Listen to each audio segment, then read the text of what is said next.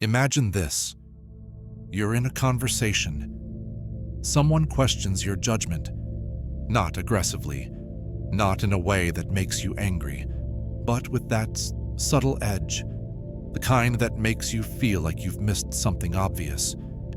You feel it immediately, a tightening in your chest, the urge to explain yourself, to prove that you've thought this through. So you start talking, carefully, methodically. You lay out your reasoning. But here's the strange part. The more you explain, the weaker you feel. The other person? They seem stronger, more certain. You've said nothing wrong, yet somehow, you've lost ground. Sound familiar? If it does, you already understand the problem. And if you're someone who thinks deeply, who sees things others miss, you've probably lived this moment more times than you can count. Here's the truth most people never realize. The second you start defending yourself, you've already stepped into a subordinate position. Defense is reactive by nature. It makes you the accused, even when no accusation was made. And once you're there, the power dynamic has shifted. Not because you were wrong, but because you chose that role. Think about truly powerful people. When someone questions them, do they rush to explain? Do they scramble to justify themselves? Not at all. This isn't arrogance. This is strategy. Machiavelli wrote about this over 5 centuries ago. He didn't write about manipulation for fun. He wrote about survival, about navigating people who are always testing, probing, measuring.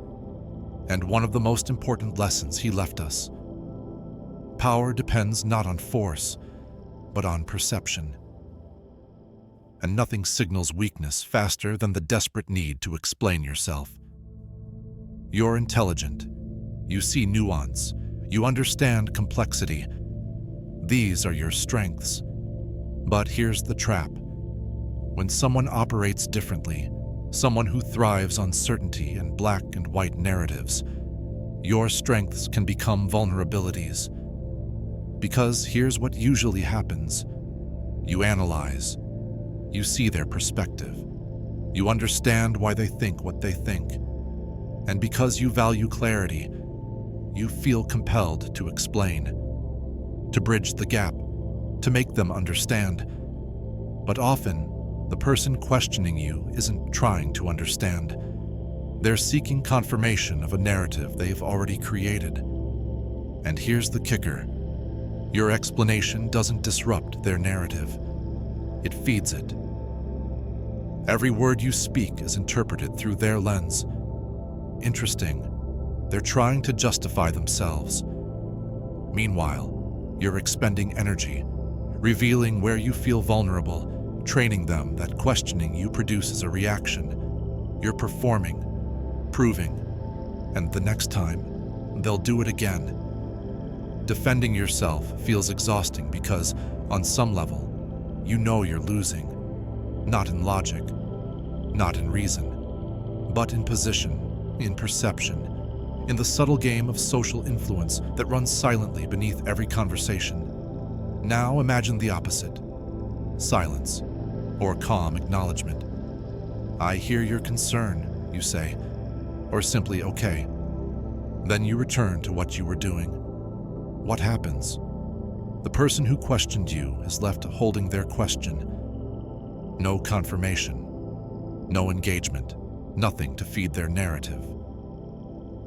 And slowly, the dynamic shifts. They might escalate, revealing more about themselves than about you. Or they might withdraw, confused. Either way, the power is no longer in their hands. This is the Machiavellian principle in action. The appearance of needing to justify yourself signals weakness. Refusing to defend signals strength, not coldness, not cruelty. Strength. Think about a judge who feels compelled to explain every ruling, every word, every decision. That judge would lose authority instantly, not because they were wrong, but because explaining signals to uncertainty. Defense makes judgment negotiable. Silence preserves it. You are the judge of your own life. Every time you explain, you submit yourself to external approval. You make your choices negotiable. Stop doing that. When you don't defend yourself unnecessarily, the burden of proof shifts. If someone questions you and you stay silent, it's their claim now. They have to support it. They have to explain themselves. Most people can't. Most can't sustain a narrative against calm, unshakable presence. Here's the truth. Anger proves instability. Explanation proves insecurity. Silence? They can't use it against you. It doesn't fit into their story. This is why respected leaders respond to criticism briefly. I hear you. Noted. Sometimes just silence. They know engaging constantly positions them as answerable to everyone, and that's weakness. You might be thinking, but what if they're right? There's a distinction here. Strategic engagement is different from defensive reaction. If someone offers a valid point in good faith, respond thoughtfully. That's a good question. Let me consider that. That's wisdom. That's strength. Defensive scrambling, that's weakness disguised as obligation. It's reacting because you feel you must, not because you choose to. And when you react constantly, you create a pattern. People learn that questioning you produces engagement, produces energy, produces attention. They test more often. They probe deeper. You've taught them you can be pushed. Refuse to defend, slowly, subtly, strategically. People learn questioning you no longer yields results. You remain calm, certain, unshaken. Eventually, the testing stops, not because they agree with you, but because it's pointless. This is the long game. Real authority, not over others, but over yourself. Quiet power. Think about people who command respect without demanding it. They're not the loudest. They don't over-explain.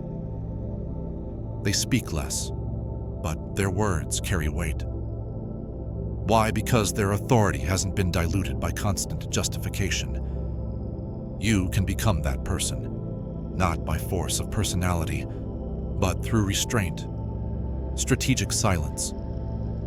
Understanding that explanation is a gift, not an obligation. If you think differently, see patterns others miss, ask uncomfortable questions, you've spent your life trying to make others understand.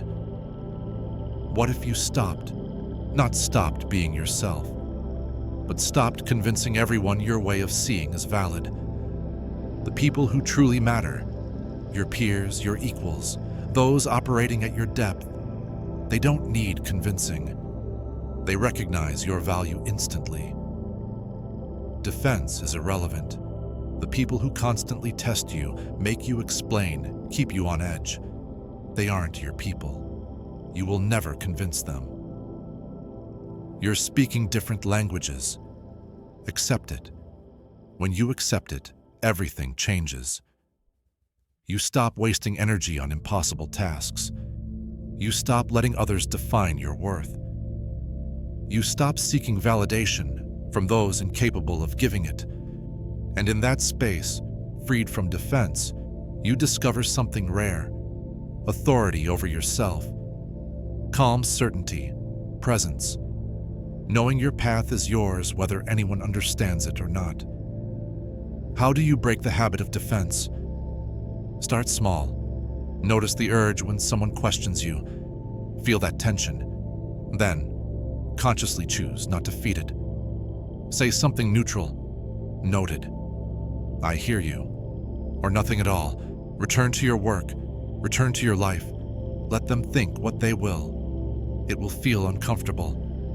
That discomfort, it's your addiction to approval dying. The habit of seeking validation loosening its grip. And watch what happens. Some people will simply move on. Others will escalate, revealing themselves.